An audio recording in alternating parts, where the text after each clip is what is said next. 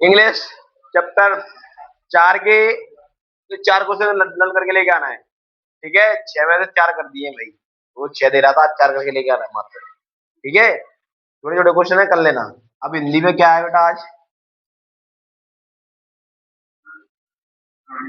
हिंदी में क्वेश्चन है आपका पहला कि कहानी और उपन्यास में अंतर लिखो।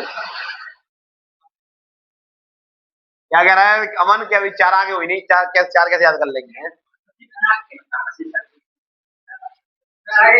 करवा चार आगे बोलो, चार आगे कर दे तुम्हारी, बताओ करना है कहते हो।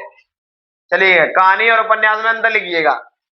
ठीक है, तो कहानी और उपन्यास में अंतर, तो भैया पहला है कहानी का अर्थ होता है बेटा, कहानी का शाब्दिक अर्थ होता है कहना या बोलना या बताना। ठीक है, कहानी का शाब्दिक अर्थ होता है कहना, उपन्यास का शाब्दिक अर्थ होता है पास में रखा हुआ। जानोगे, कहानी का शाब्दिक अर्थ होता है कहना, उपन्यास का शाब्दिक अर्थ होता है पास में।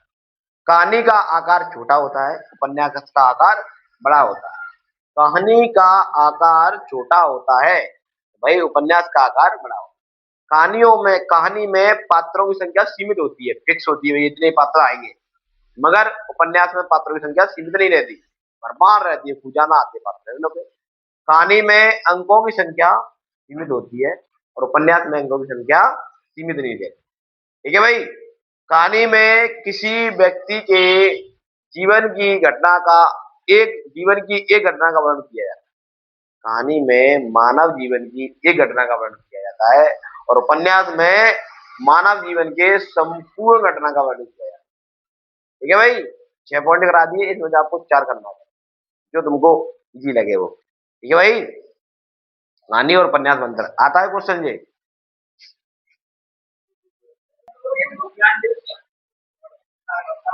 ठीक है, कहानी उपन्यास के बाद है अगला क्वेश्चन है आलोचना किसे कहते हैं?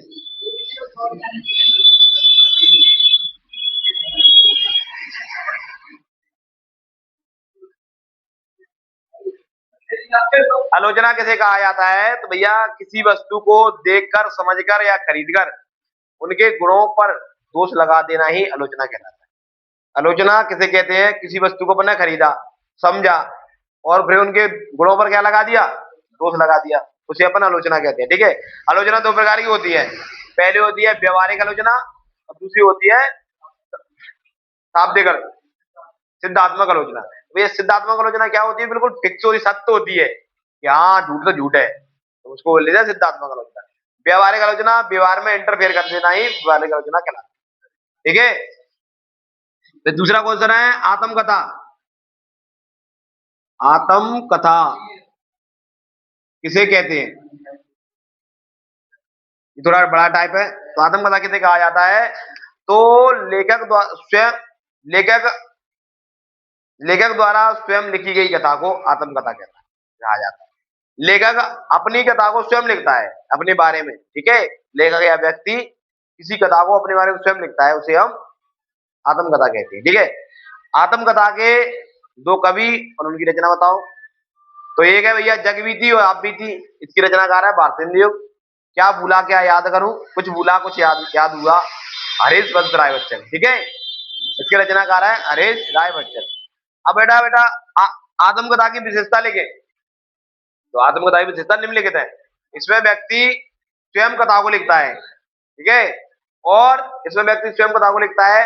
और दूसरा पॉइंट है, इसमें व्यक्ति अपने गुण और दोष का बखान करता है, अपने गुण और दोष बताता है इसमें। ठीक है भाई,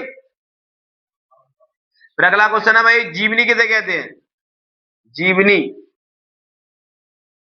किसे कहते हैं? तो भैया किसी व्यक्ति के जीवन के बारे में लिखी गई घटना को जीवनी कहा जाता है। किसी व्यक्ति के जीवन के बारे में लिखी गई घटना को जीवनी कहा जाता है। और जीवनी की घटना कौन लिखता है? एक व्यक्ति दूसरे व्यक्ति के बारे में लिखता है, वो स्वयं नहीं लिखता। एक व्यक्ति दूसरे व्यक्ति के बारे में लिखता है, उसे हम क्या कहते हैं? जीवनी कहा जाता है। ठीक है भाई, ओके डन।